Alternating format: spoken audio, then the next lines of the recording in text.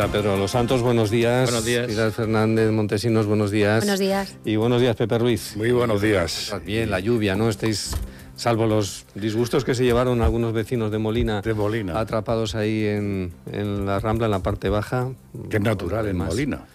Que es natural en Molina cada vez que llueve. Que cae un poquito más de agua de lo normal, porque si vemos la geografía de Molina, excepto los que están en la parte alta, todos los demás van recogiendo el agua. No tendría que ser, ¿no? Ingeniero de caminos, no tendría que ser. No tendría que ser, pero... No, bueno, el problema son las ramblas después de Molina, son las ramblas que vienen, las ramblas de las que tenemos aquí de Churra y las que de Cabezo de Torres, que son las que dan, digamos, una problemática especial, pero vamos, afortunadamente, y la de Espinardo también, son cuatro ramblas las que efectivamente desembocan ahí, pero vamos, afortunadamente ha caído el agua sin hacer daño. Parece que, bueno, que Molina, pues alguna cosita, algún pequeño rescate, pero vamos a ver los datos que da la Confederación Geográfica, a ver también en la parte más alta, pues si a los embalses, pero parece que efectivamente no ha llovido en la parte más... La rambla esta de Espinardo tiene que hacerla patrimonio de la humanidad. Lo digo porque está desde hace miles de años con nosotros y no hay forma de solucionarlo, y además de con colegios y guarderías al lado. ¿Sabes? Sí, y además se han construido precisamente al mismo borde de la Rambla, al mismo borde de la Rambla. Construcciones nuevas, pero bueno. Bueno, a la espera de ese colector norte de Murcia, que tanto está dando que hablar muchos años, vamos a ver si se hace realidad. Esperemos que sí. Yo creo que no había mucho interés últimamente por parte... por algunas cuestiones de carácter técnico y se decía, se lo vamos a preguntar a la presidenta de la Confederación esta mañana, que va a estar con nosotros a eso de las 9:30 de la mañana, el por qué al final creo que la Confederación... Pues para Mario, efectivamente, el ayuntamiento, si había un problema de los caudales, de que desembocara entonces mucho agua en el rincón de Beniscorria, donde iba el río, pero eso Mario... Eso le afecta a Pilar. Pues, que anoche sí que la orilla del río. Sí, ahí podía causarse un problema. Bueno, esa parte sí que es un cauce artificial que se hizo, si no me equivoco, a final de los años 80 o principios de los 90, y ahí se hizo un cauce, como decía, recto completamente, porque por esa zona había unos meandros del río donde siempre, todos los años había desbordamientos. Entonces esa parte del río se cogió, se hizo totalmente recta. De hecho, Rincón de Seca está dividido en dos por el nuevo río. Y el cauce puede albergar una cantidad de litros impresionante, porque tiene como unos 15 metros hacia abajo y seguramente tenga unos 50 metros de anchura. ¿Y está limpio? Está lleno completamente de cañas, lleno, árboles, cañas y de todo. Entiendo el tema de la nutria y de lo que sea, pero, jolín, es que hay muchísimas cañas y por ahí también pasa la acequia de la Aljufia y también, o sea, en el momento en el que arda una caña, arde toda esa zona. Está bastante mal cuidado. Antes te decía, estoy muy contenta porque hay un carril bici larguísimo y empieza a estar algo cuidado, y han puesto ahora unas farolas que además son solares, están medio encendidas y cuando pasa alguien se enciende una luz potente. Eso bien, porque también mejora la seguridad, pero el tema de las cañas a mí me tiene preocupada. Si es que al final va a haber cañas en vez de agua. Sí, es curioso.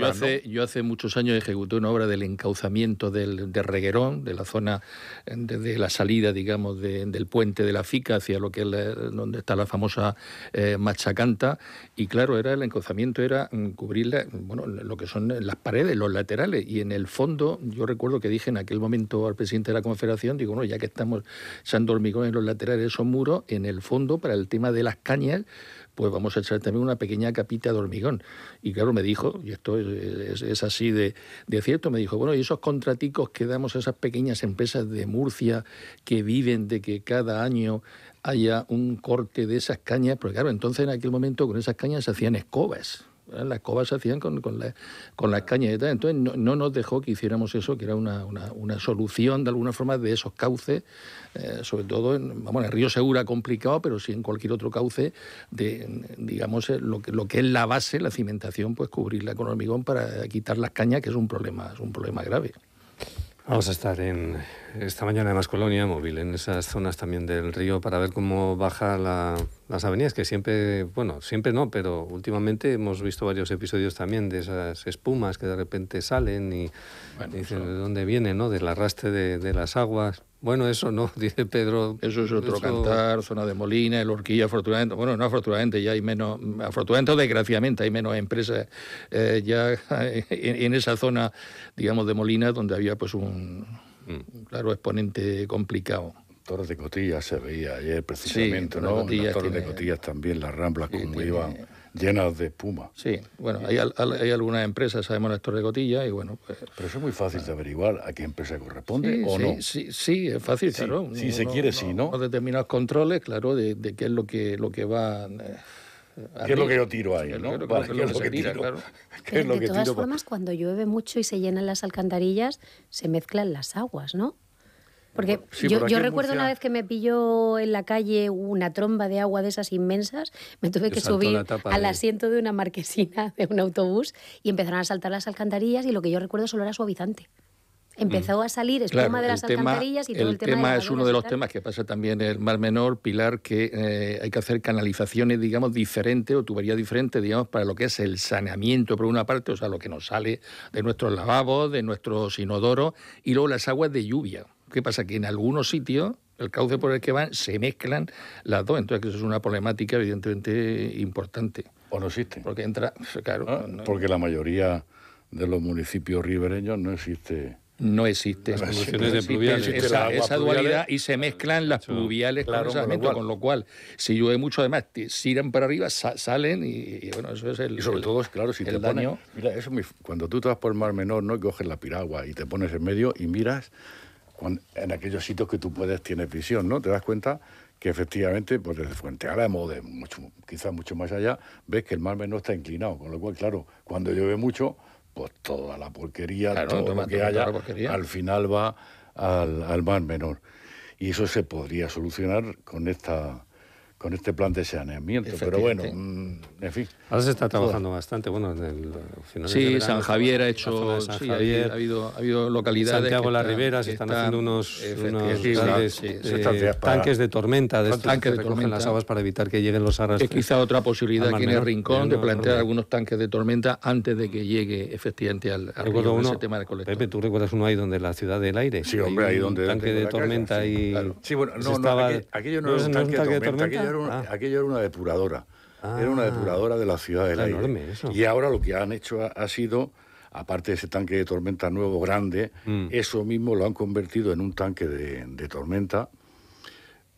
Y era clásico en el Mar Menor, al menos en aquella Había playa. Muchas calles levantadas. Sí, está todo levantado, porque están arreglando la ciudad del aire. Están haciendo canalizaciones. Además, son tanques de tormentas que se debían de obligar cuando se plantean urbanizaciones. Cuando se plantean urbanizaciones, claro, se quita ese terreno verde, esa tierra que de alguna forma pues va recogiendo el agua, se asfalta todo y el agua corre. Entonces se debería a ciertas urbanizaciones de exigir que tengan unos tanques de tormenta para recoger ese agua que antes de estar hecha la urbanización o las calles respectivas o las vías de esa urbanización, pues bueno, se podía evidentemente se podía aprovechar y redirigir hacia efectivamente no sé dónde. No, es que luego de esos tanques de tormenta se aprovecha el agua para riegos y para demás, o sea que esa doble ventaja. Bueno, tenemos el juicio Nuevo Cartago, celebrándose, bueno, desde ayer, hoy va a continuar. Llama mucho la atención a las cuestiones, bueno, ayer se intentaba la nulidad por parte de las defensas, no lo admitía el tribunal y va a continuar, y como decimos, este juicio que llega, eso sí, casi 20 años después de las primeras denuncias. Claro, yo ayer creo que leía que una de las penas que se pide para el que fuera consejero con competencias en ordenación del territorio entonces, que era Joaquín Bascuñana, se le piden 6 años de inhabilitación para cargo público cuando ya está jubilado, claro, parece después de broma, 20 años, con lo cual dices, bueno, ¿dónde están las condenas, ¿no, de esto? No sé si ¿y dónde está la justicia? ¿Tú crees que es posible que a mí yo esté 20 años esperando para que me aclaren o no? En este caso me absorban o finalmente me condenen, de verdad, pues eso es un calvario. Y además, cuando finalmente, si es que no hay pena alguna, ¿quién me paga a mí 20 años? Porque lo importante son los 20 años. Porque ya, ahora no nos acordamos, pero en aquel momento, cuando surgió aquel procedimiento, pues hombre, más de un amigo seguro que perdería o dejaría de saludarle el señor Bascuñana.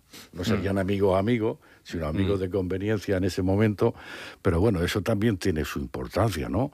Entonces, pues ese castigo moral que ha recibido durante 20 años, si finalmente es condenado, pues no sé, tampoco se justifica, ¿no? Tampoco se justifica que esté aguantando 20 años, él y todos los demás consejeros. Se conoce como la pena del telediario, ¿no? Sí, efectivamente. Lo que pasa es que como la sociedad olvidamos rápidamente, yo creo que nadie se acordaba de esto, ¿eh? Yo creo que después de 20 años, ¿quién se acordaba? ¿De verdad? Los señores que están en el procedimiento... No, pero los que están en el procedimiento... De una parte y de la otra, ¿no? Pero... Sí. Es una pena. No, da mucha pena. Yo soy amigo personal tanto de Antonio como de Joaquín desde hace muchos años, porque coincidí además con ellos en su etapa política.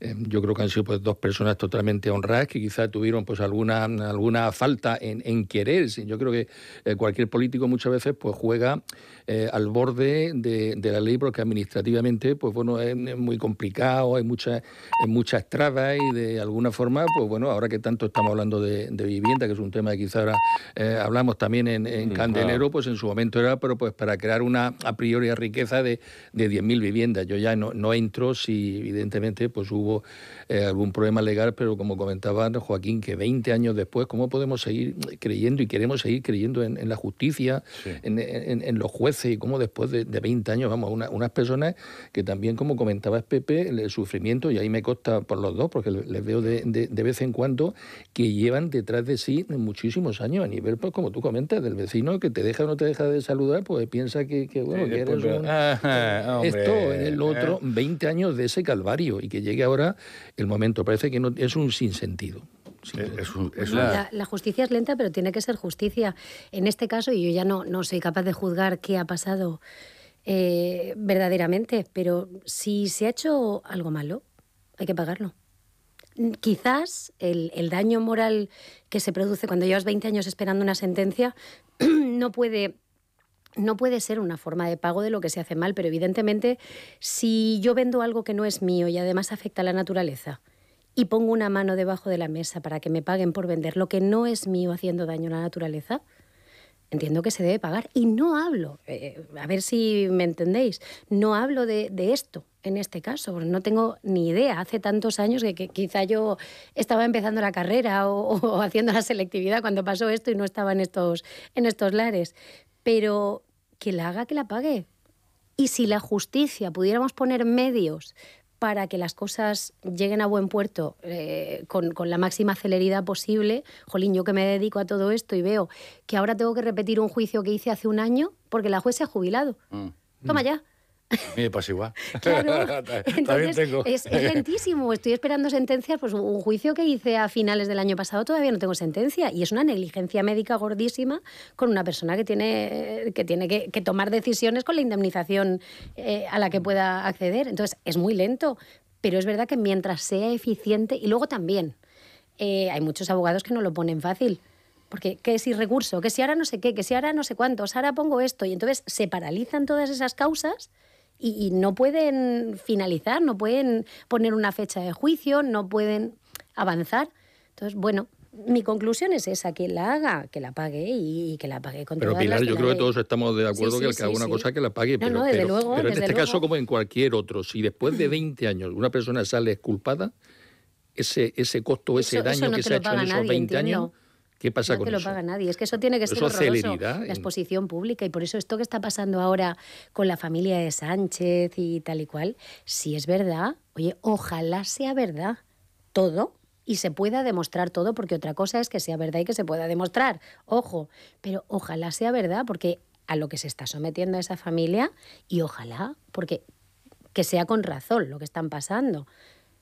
Pero la lentitud hace que la condena te llegue antes de la verdadera condena. Pilar, aquí siempre le echamos la culpa, pues en este caso a la justicia y a los jueces, ¿no? Pero realmente quien tiene aquí, quien puede solucionar, si no todo, en parte esto, son los legisladores. Que es decir, cuando oímos que a un señor lo han detenido 60 veces y 60 veces el juez lo ha puesto en libertad, y es que el juez, mire usted, el juez pues está aplicando la ley, y la ley le permite o le exige que este señor se vaya a la calle. ¿Quién tiene la culpa?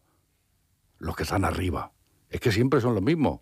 Es que son los legisladores. Los legisladores tienen las armas, que son nuestros representantes, para modificar dentro del marco legal de la Constitución, por modificar pues esa serie de normas que que permitan también que la justicia sea mucho más ágil, ¿no? Vosotros estáis en contacto todos los días, por vuestra actividad. Pepe te suele tocar. Yo soy de lo social y voy a lo juzgado de lo social.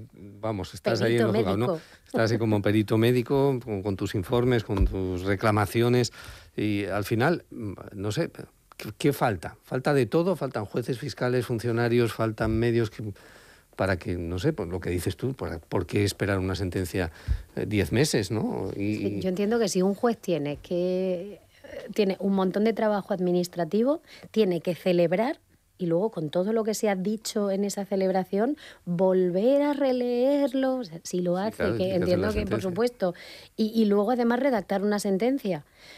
Vale, esa es la parte del juez, o sea, sí, es la punta del iceberg, pero ¿y todo lo demás? ¿Y dónde está el orden y el horario?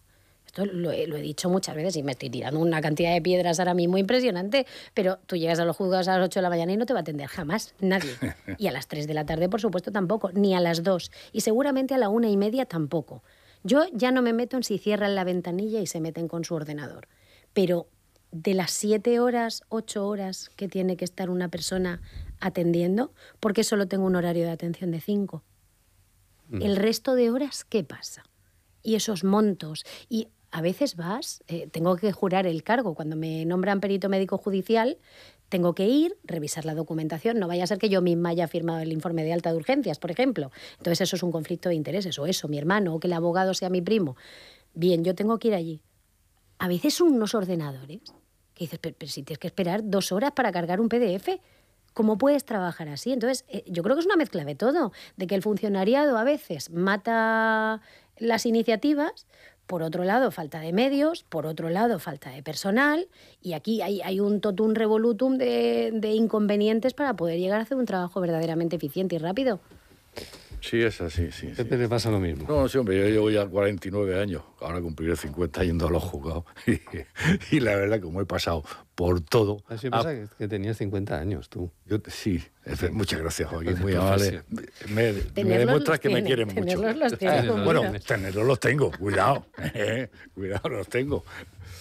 25.000 viviendas a precios asequibles en 5 años. Es el titular, además, prácticamente coincidente, ¿no? de nuestra página web, de lo que hemos contado nosotros, de La Verdad, de La Opinión. ¿Lo veis factible? ¿Se pueden hacer 25.000 pisos en 5 años en esta ley de vivienda o decreto, de momento, de vivienda asequible que va a aprobar el jueves el Consejo de Gobierno? Sí, hacerse se pueden hacer. Vamos, ahora mismo tenemos un déficit en la región de Murcia, o una necesidad, una demanda de unas 7.000 viviendas año. Este año 25 vamos a rondar casi las 4.000 viviendas nuevas. Entonces, aquí tenemos hablando de unas 5.000 viviendas, bueno, aparte de las que se hacían en régimen libre. Yo creo que evidentemente sí se pueden hacer esas 25.000 viviendas.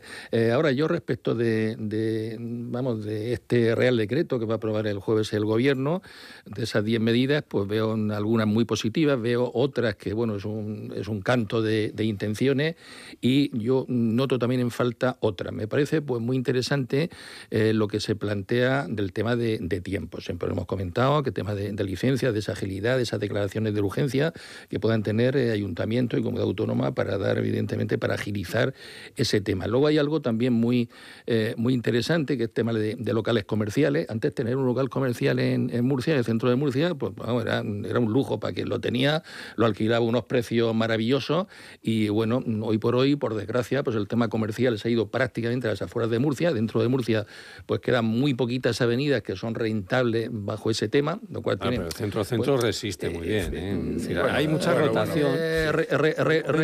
Relativamente. Son muy caros los locales. Pero si nos vamos... Si nos vamos a lo que es un barrio del Carmen, lo que vamos a Santa María de Gracia, otros sitios, pues parece que es casi más rentable que esa planta baja, lo que era un local comercial, pues sea una vivienda. Entonces, bueno, esa posibilidad pues también me parece también interesante dentro de Real Decreto. Así como dentro de todos los equipamientos, de todo el terreno que se deja para equipamientos colectivos, de que exceptuando 2 temas fundamentales que me parecen muy bien, como son los equipamientos en torno a sanidad y educación, otros sí puedan pasar a posibilidad de edificar. Luego hay algunas cositas que yo las veo pues muy poco asumibles aquí, como es el calling y el coaching, que es pues bueno, como se lleva en Estados Unidos, efectivamente, y también en países nórdicos, de que se hagan, digamos, edificios en los cuales pues bueno, hay unas zonas, digamos, de habitaciones que son muy particulares y luego zonas comunes, o bien en régimen de alquiler por medio de fondos de inversión, que sean los que hagan esos edificios y tal. Yo eso lo veo poco viable. Pero yo lo que he hecho en falta, bueno, independientemente, hay que pensar, yo le diría a Fernando que piense, porque para ejecutar muchas de esos 10 cosas que ha planteado, pues se necesita una ley del suelo nueva ya, o sea, cambiarla de 2015, aunque bien he dicho que va a empezar con ella, pero haría falta.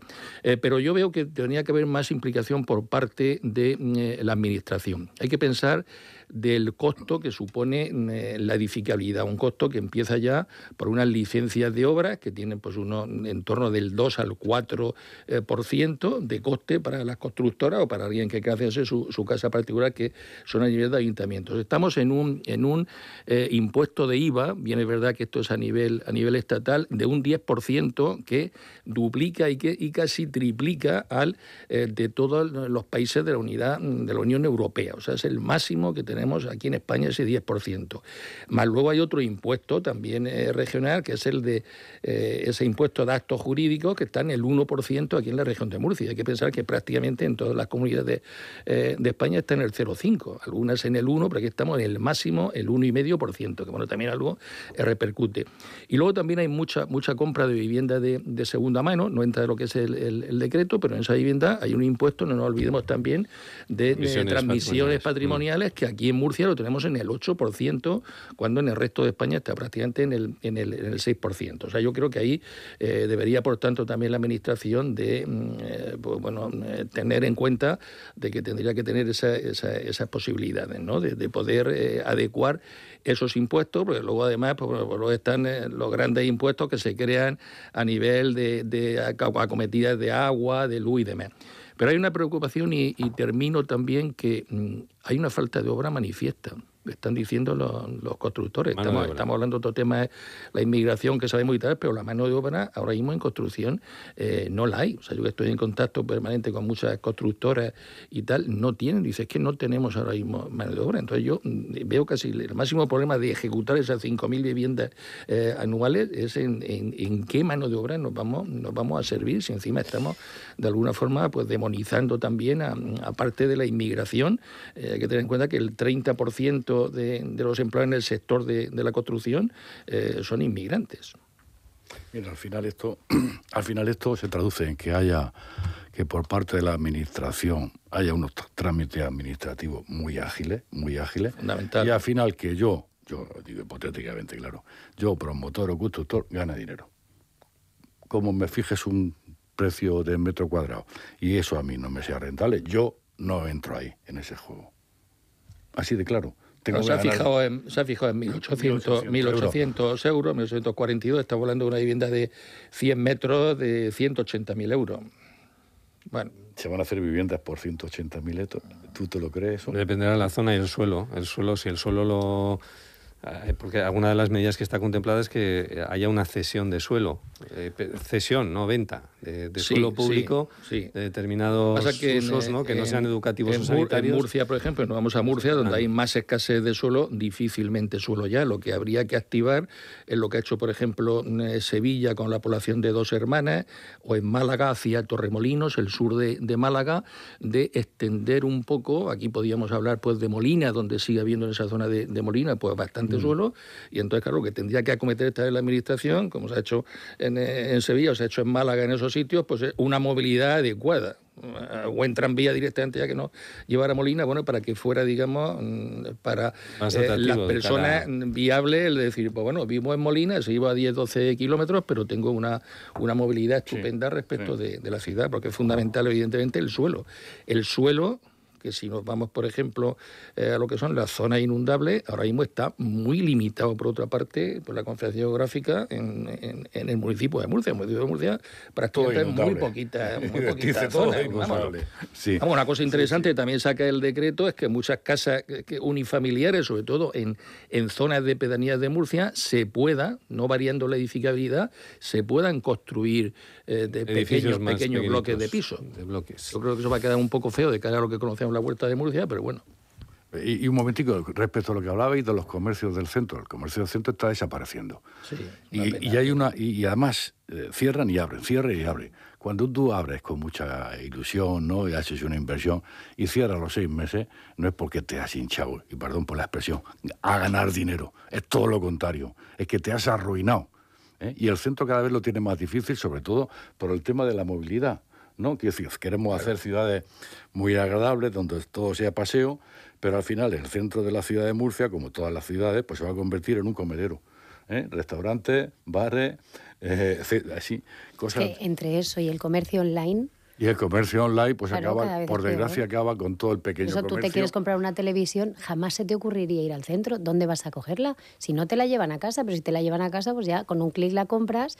Porque vamos, yo me pasé hace, no sé cuándo, un par de meses, intenté ver un frigorífico en una cadena de estas de tiendas. Sí. A mí no me atendió nadie.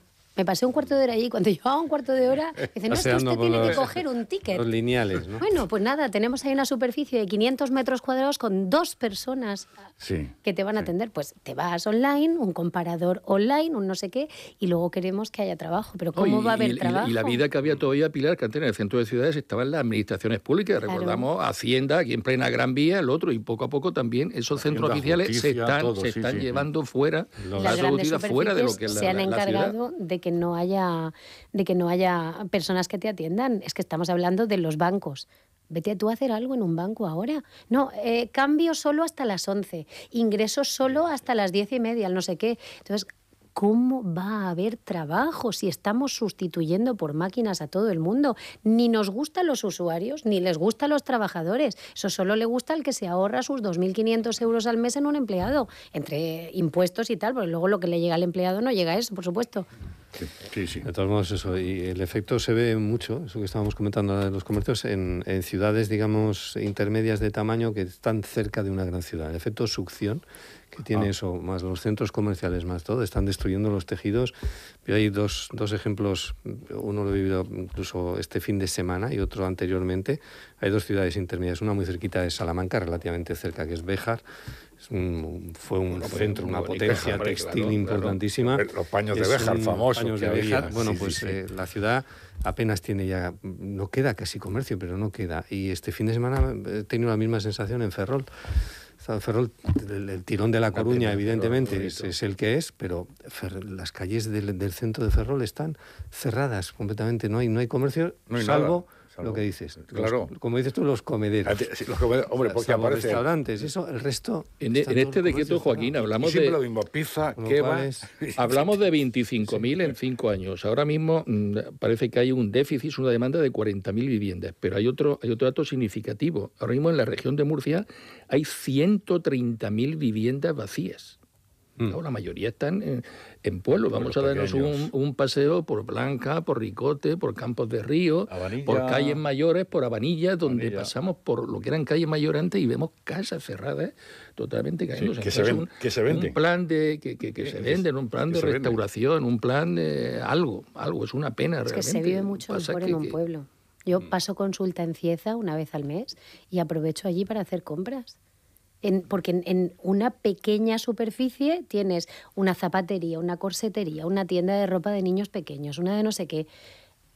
Me encanta comprar ahí porque sigue habiendo comercio y sigues pudiendo hablar con... No, pues yo te lo traigo, pues esta talla, pues yo hablo con nosotros. Claro, pero acaban de inaugurar, ¿no? Hace poco abrieron un centro comercial también nuevo. Veremos a ver. Veremos a ver, porque yo que soy de Reus, en Tarragona, había un comercio brutal. O sea, la gente de toda la provincia iba allí a comprarse ropa, a comprarse tal. ¿Hicieron un centro comercial? Sí. Hasta Zara se lo llevaron al centro comercial. Actualmente no hay Zara en Reus. Oye, Pilar, por cierto, la Guardia Civil va a enseñar autodefensa a las enfermeras. Bueno, se entiende que al personal sanitario lo leí ayer. Salud para la defensa. Pues es triste, necesario, pero es súper triste. Es que el nivel de agresividad del usuario, del es que yo te pago, es que es muy fuerte el yo te pago. No, por supuesto que está remunerado el trabajo, pero no es esa persona la que paga a la enfermera. No hay por qué aguantar. Nadie en su oficio tiene por qué aguantar la mala uva y las exigencias del usuario. Y lo de la falta de respeto es que lo llevo viendo ya tanto tiempo, desde los profesores, los policías. ¿Tú ves cómo habla un crío a un policía? Como si fuera su amiguete. Sí. O sea, en fin, sí, son cosas que se han ido perdiendo con los años. No sé exactamente por qué, pero se ha ido perdiendo el concepto de autoridad. Y bueno, contra el médico, yo aquí ya conté que me intentaron pegar una vez porque dije que no podían entrar 17 a la misma consulta. Ya luego aprendí. Y empecé a hablar de, no, es que ha venido un paciente tuberculoso, por favor. Entonces ya se van corriendo. Claro, pero tuve que esconderme ahí en mitad de la risaca, escondiéndome por ahí, porque me querían pegar. Es que son muy fuertes, muy fuertes. Luego encima tenía una doble y empezaron a perseguirla a ella, o sea... Dentro de poco ya sabes que vas a recibir cursos para hacer cinturón negro. Es penoso, penosísimo. Cinturón negro. Y a la consulta tendrás que ir vestida, lógicamente, con tu cinturón negro. Porque eso será una barrera. Será una barrera para que no te ataque. Aquí entramos en una balanza que es difícil de equilibrar, ¿no? Es decir, bueno, está muy bien enseñar autodefensa al personal sanitario de un centro de salud. Hombre, pero ¿no estaría mejor que ese personal sanitario no tuviera que recurrir a cursos de autodefensa porque se sintiera seguro en su centro de trabajo? Es que es eso. Y ya es más importante esto último que lo anterior. Ya hay personal de seguridad en los centros de salud. Porque ojo. Hay una imagen que corrió mucho por las redes sociales en Barcelona, en las Ramblas, que era un señor que iba en un coche, que llevaba un reloj de lujo, y de repente se le paran dos personas en una moto, iban de paisano, pero se identificaron como no sé si eran agentes de la Guardia Urbana o mozos de escuadra, y dijeron, oiga, mete a la mano de la no saque la mano de la ventanilla del coche porque le pueden robar el reloj. Oiga, a mí me ha pasado, A mí me ha pasado y me lo han dicho guardias. No será mejor, que la ciudad sea más segura para no tener que estar pendiente de si sacas o no la mano de la ventanilla. Estamos en esta época en la que parece que el culpable eres tú porque vas provocando. Sí. Eso, ojo, nos ha pasado a las mujeres toda la vida.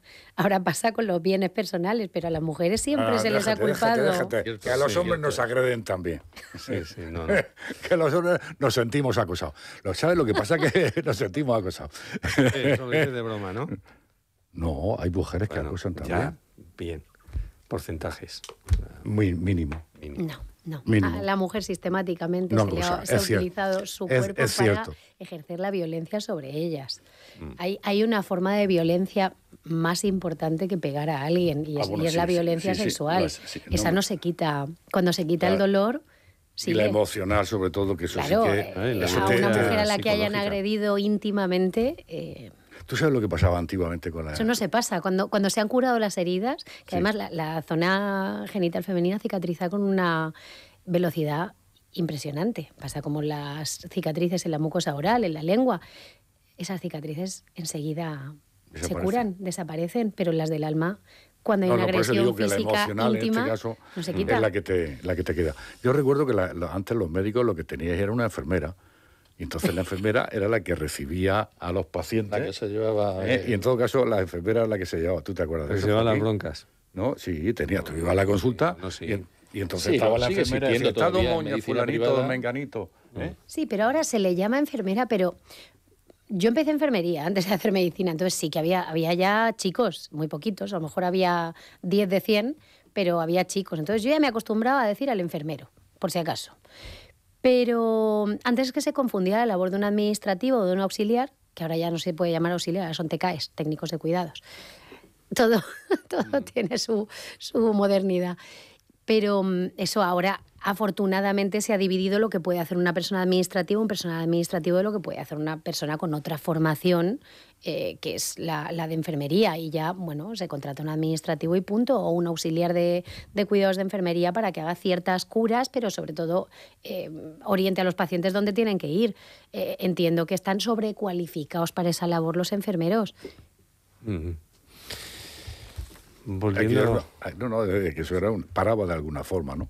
Sí. Paraba de alguna forma cuando entrabas al médico. Es muy así. Yo cuando trabajaba en hospital, recuerdo que los enfermeros, oye, que este paciente, cuidado, porque está enfadadísimo, y no sé qué, y no sé cuántos, y se está quejando de esto. Y entonces yo entraba, buenos días, doctora. Ya se me ha pasado. Sí, o sea, que me han librado de muchas. Sí. Pero bueno, aquello por eficacia administrativa, supongo que sería, ¿no? Por falta de recursos quitarían esas personas en las consultas médicas, ¿no? A la enfermera o enfermero, ¿no? Que hacían de alguna forma de parapeto, ¿no? Aunque tampoco había esa agresividad que hay hoy en día, ¿no? Había un respeto. Había un respeto. Claro, sí. Tú lo has también dicho, es verdad respeto, que autoridad, claro. Y luego también ha comentado Pepe, tema de legislación, de legisladores que amparen, evidentemente, a que... Claro, de todas formas, hasta los años 70, me parece que fue, la enfermería no era una especialidad universitaria. Bueno, sí. Entonces, cualquier persona que tuviera mínimas nociones de higiene y tal y cual... un curso... Lo ATS, había muchas esposas de médicos que en la consulta privada ejercían como enfermeras, pero no eran enfermeras, claro. A ver, la enfermería al final viene de la necesidad de formación de todas estas personas. Entonces se profesionalizó y se, iba a decir, cientificó. Bueno, no sé si me entendéis. También, ¿por qué no? Bien, también porque estudia. Sí, pero vamos, que me he inventado el verbo... Estamos terminando la tertulia. Quiero una cuestión que me resuelva el experto, que es el tema del asfalto. Ahora mismo ya no, quizás se haya secado la calzada, pero ¿por qué se utilizan estos asfaltos ahora en las carreteras que hace que se levante tanto aerosol de los coches, los camiones cuando pasan? Que si está lloviendo vas a adelantar un camión y no ves y tienes que estar ahí dándole que es mejor. El anterior era como más granulado y absorbía más la lluvia, ¿no? Y... ¿Qué? Sí, más baratos. Evidentemente, no llamar a tota. Este asfalto da menos ruido, o sea, genera menos ruido. Hay también una legislación de ruido para que no pase de 65 decibelios, sobre todo en zona urbana, y es menos ruidoso. El asfalto, evidentemente, más drenante, o sea, que drena, es un asfalto con gravín, digamos, más grueso, o sea, con más oquedades, que de alguna forma, evidentemente, el agua venía antes, pero es un asfalto, digamos, ruidoso. Un asfalto ruidoso y es más barato, o sea, que no es cuestión exactamente de precio. Entonces, tiene unas ventajas en cuanto a este asfalto que se echa ahora actualmente, en cuanto a la rodadura, parece que vamos, evidentemente, más cómodo, más comodidad, pero tiene otra problemática. Si hay algunos viales, por ejemplo, hay un tramo yendo hacia Alicante, también ahora en la carretera de Valencia, que son, digamos, del asfalto, podemos decir, antiguo, y si observáis un momento, cuando vais a 100, 120, o va el coche como haciendo ruido. Entonces, bueno, son ventajas e inconvenientes, pero vamos, en zona urbana, pues se trabaja con asfaltos más sensibles, ¿no? Con aglomerados que evidentemente no son tan drenantes. ¿Y el cemento que se ha echado, ese asfalto de cemento en la autovía en Yecla, en el último tramo que se hizo de la autovía de Yecla, ese sí mete bastante ruido y tampoco será muy drenante, ¿no? Sí, porque es de hormigón. Es de hormigón, o sea, para que nos demos una idea, en cuanto a los asfaltos, los hay firme flexible, que es el que lleva pues componentes, digamos, del petróleo, y luego está el asfalto o el firme más rígido, que es el que lleva, digamos, cemento. O sea, como un hormigón, digamos, ligero, que es también más ruidoso. Lo que pasa es que es más económico, evidentemente, ese asfalto, el que se ha echado en concreto en la autovía de Yecla. Si queréis oír ruido, os vais a la Gran Vía, veréis que hay un autobús larguísimo, enorme, ¿no lo habéis visto? Y es como si de pronto, cuando empieza la Gran Vía, cuando se mete... Ocupa toda la Gran Vía. No, es como si de pronto apareciera un avión a reacción. ¿No lo ha habido nunca eso? Sí, hombre, uno que es el doble de de un autobús normal. Con lo cual tiene que llevar un motor y además que tiene que tener 40 o 50 años. Eso será. Ese que va articulado. Sí. Ese le llamamos las calzadas mejores y más drenantes son las calzadas romanas. Además, si nos vamos a una zona, por ejemplo, conoceréis seguramente Toledo. Entonces, en el centro de Toledo no se ha dejado que se utilice otra cosa, se sigue con los adoquines y con esa calzada, que es un ruido. Claro, pasa uno a las 2 de la mañana por Zocodo a ver por ahí, y todos los vecinos casi lo despierta el coche, pero es la mejor calzada. ¿Cómo se llama la calle esta? San Antón. Sí, eso que han puesto ahí que parecen adoquines. Ese tramo, sí. No, por eso no es adoquín. Sí, es nuevo, ¿no? No es adoquín. ¿No? Sí, se ha hecho de otra manera. No es adoquín, es digamos, como unos baldosines simulando, digamos, el adoquín, pero no es adoquín. Pero hace muchísimo ruido y es una obra nueva, novísima. Hace ruido, claro. Sí, no, tiene ya algún tiempo, no te creas. Tiene ya. No tiene. Hombre, se lo han puesto hace 2 años como mucho, 3 años como mucho. Hay ya muchas calles en Murcia que están haciéndolo así, imitando a los antiguos adoquines. Pero lo que tendrían que hacer es algo con el calor que desprende ese tipo de pavimento. Pintar las ciudades de blanco como han hecho alguna que otra, ¿no? Es verdad, sí. Bueno, sí, es el color negro. El color negro es el que da más colorido que tiene. Entonces hay pigmentos, hay algunos sitios donde, sea en algunas ciudades, pero quedaría poco estético, ¿no? Al parecer. Yo decía pintar todas las terrazas, todos los techos de las casas, con lo cual, claro, reflejaría. Ahora, eso tendría otro problema. Y es que, claro, la radiación subiría, el calor subiría y habría otro problema también. A lo mejor es una cubierta vegetal, ¿no? Que decían. Claro, cubierta vegetal. Jardincito por arriba con césped y luego hace el calor que hace, se seca el césped, que no funciona. Venga, que nos vamos. Las 9:30 de la mañana. Gracias, Pedro. Gracias, Pilar y Pepe. Muy buenos días. Y feliz jornada. Y de análisis. Vamos camino a las 9:30 de la mañana. Enseguida nos vamos a ocupar de las últimas noticias.